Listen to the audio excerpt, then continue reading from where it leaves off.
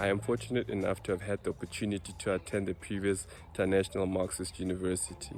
This was my first time, and it coincided with the coronavirus pandemic, the economic collapse of 2020, and the corresponding wave of revolts. It's as if I had a narration of our reality. This is my first time attending the IMU, and I'm very much looking forward to attending this year. I'm very excited to be attending my first Marxist University this year. I attended the last IMU in 2020, which was absolutely fantastic.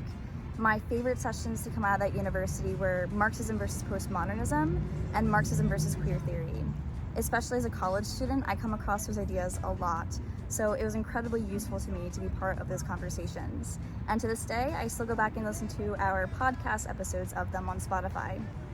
I attended in 2020, which was an incredible event. The session I most enjoyed was Is Class Struggle Eurocentric? Marxism versus Postcolonialism? This was such an important session to have because it answered the claims of postcolonialists who say that we cannot apply historical materialism to different parts of the world, that the theory of class struggle doesn't apply to Africa, for example. It's important for us as Marxists to be able to answer these claims, and I'd really recommend anyone to go and rewatch that session.